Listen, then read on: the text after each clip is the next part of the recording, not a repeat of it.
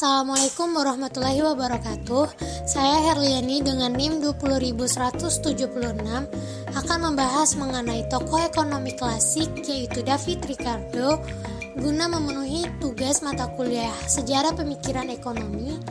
Topik pembahasan kali ini yaitu biografi David Ricardo, pemikiran David Ricardo, pengaruh dari David Ricardo, dan karya tulis dari David Ricardo. David Ricardo adalah seorang pakar ekonomi politik Inggris yang merupakan salah satu pemikir ekonomi klasik yang paling berpengaruh bersama dengan Thomas Malthus, Adam Smith, dan George Stuart Mill. Ricardo memulai karir profesionalnya sebagai seorang pialang dan spekulan pasar keuangan. Ricardo lahir pada tanggal 18 April 1772, tepatnya di London, Inggris. Ricardo adalah anak ketiga dari 17 bersaudara, putra dari keluarga Yahudi berdarah Portugis. Ayahnya bernama Abraham Ricardo, seorang pialang saham sukses, dan ibunya bernama Abigail. David Ricardo mulai bekerja bersama ayahnya pada usia 14 tahun, dan pada usia 21 tahun Ricardo menikah dengan Priscilla Annette Wilkinson dan menjadi seorang Unitarian. Karena hal ini, ia dikucilkan oleh keluarganya. Ayahnya tidak lagi mengakuinya dan ibunya tidak pernah lagi berbicara padanya. Beberapa tahun setelah pensiun sebagai pialang, ia bergabung dengan Dewan Rakyat Britania Raya pada bulan Agustus 1818 mewakili Broad Proton-Lincoln. Ia memegang jabatan ini selama 4 tahun sisa hidupnya.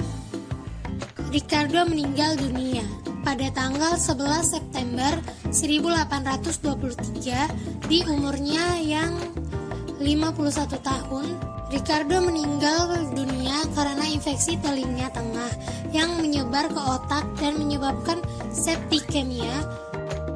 Teori keunggulan komparatif Ricardo menyatakan bahwa sebuah negara harus memusatkan kegiatan perekonomiannya pada industri-industri yang menjadi keunggulannya dan saling kompetitif secara internasional, serta melakukan kegiatan perdagangan dengan negara lain untuk memperoleh barang-barang yang diproduksi secara nasional.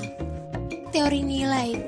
Teori ini menjelaskan yang pertama, kedua sektor memiliki tingkat upah dan tingkat keuntungan yang sama. Yang kedua, modal yang digunakan dalam produksi terdiri dari upah saja. Dan yang ketiga, periode produksi memiliki jangka yang sama untuk semua barang. Selanjutnya ada pemikiran lainnya, yaitu kritiknya terhadap proteksionisme dalam sektor pertanian. Pemikirannya mengenai perdagangan bebas dan merupakan ekonom yang berperan besar dalam mengembangkan teori sewa, upah, dan keuntungan.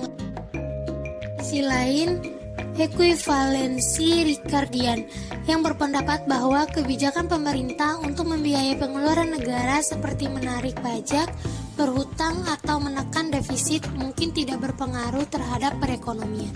Pemikirannya ini kemudian dikembangkan oleh Robert Barrow pada era modern. Ekonom Amerika Serikat menempatkan Ricardo sebagai pemikir kedua yang paling berpengaruh dalam ilmu ekonomi sebelum abad ke-20-an, setelah Adam Smith.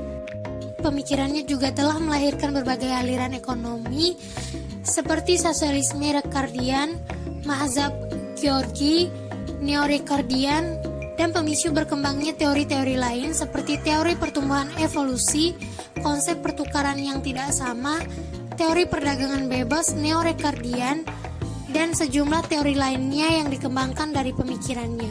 Kemudian ada karya tulis David Ricardo. Yang pertama, The High Price of Bullion, A Proof of the Depression of Banknotes pada tahun 1810. Yang kedua ada Essay on Influence of Love Price of Corn, The Profit of Stock 1815, dan yang terakhir ada On the